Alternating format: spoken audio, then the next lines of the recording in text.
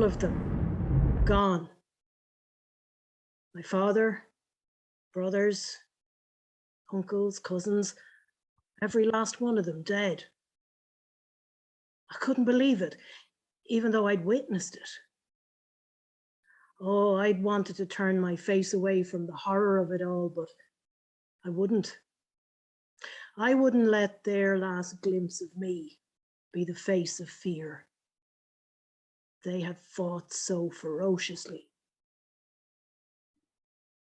And I thought my father was invincible.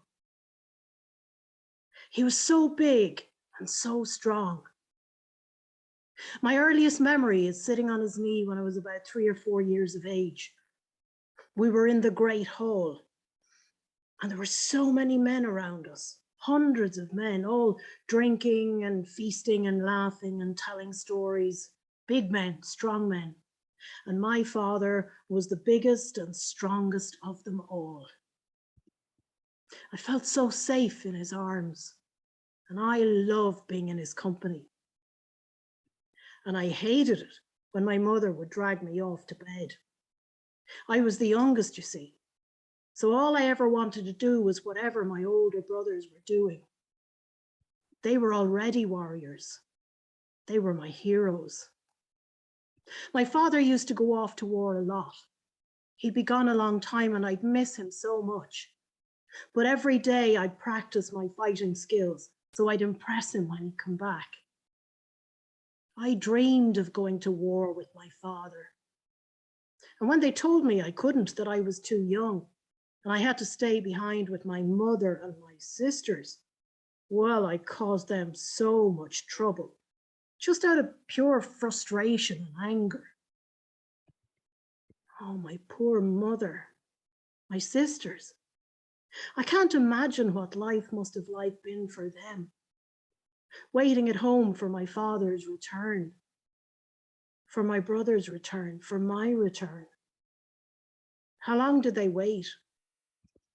How long did they wait until it began to dawn on them that not one of us was ever coming home? So many times I'd witnessed the spectacle of my father's victorious homecoming. And when I dreamed of going to war, I dreamed of being part of that too. It never occurred to me that the first time I get to go to war with my father, that we might lose the fight. And I never thought to see my father killed before my eyes. And I never thought there could be a pain so great as to watch that happen and to be able to do nothing about it. All the years and years of training useless to do anything to help the person I love most in the whole world. I thought my body, my brain might burst with rage and the effort to get to my father, but I couldn't. I wasn't strong enough. I wasn't strong enough to shift the weight of the warriors that held me back. And as I watched my father take his final breath, I thought I might die of shame for my uselessness. Well, the warriors released me then, and I thought, well, at least now it's my turn. And I will be able to face my father in the next world, knowing that I have died a warrior's death, an honorable death. And I stood there, and though my heart was shaking against my ribs, and I thought my legs might go from under me at any moment, I thought, at least I'll die a noble death. But they didn't even give me that much.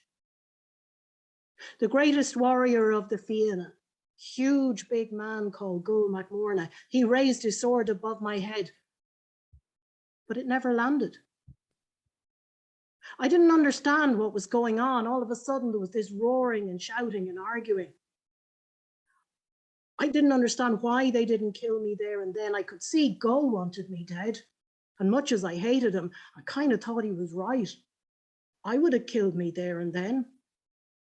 But the leader of the Fianna, Fionn McCool, he said no. He said I was to be kept alive. It was Fionn McCool that deprived me of an honourable death. It was Fionn McCool that kept me alive when all my kin were gone and forced me to live for years among the enemy with my grief and shame. And for all the time I lived among them, I never could understand the strange relationship between Fionn and Gull. And although I had no love for him, sometimes I kind of thought he was the smartest of them. You see, for all Fionn's kindness and generosity and geniality, this was not my home, and these were not my people. And nothing would ever erase the image of my father being killed by them from my mind.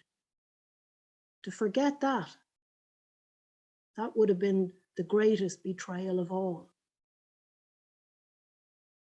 By day, I drank, I ate, I fought, I trained with the Fianna, but by night my dreams were filled with images of my father, my brothers, my uncles, my sisters, my mother. And it was then I decided that I had no choice but to stay put. So I would hone my skills there among the enemy, for they were indeed well skilled. But I would learn their language. I would learn their songs, their poetry. I would learn their ways. I would learn their thoughts. I would learn what was in their minds and in their hearts.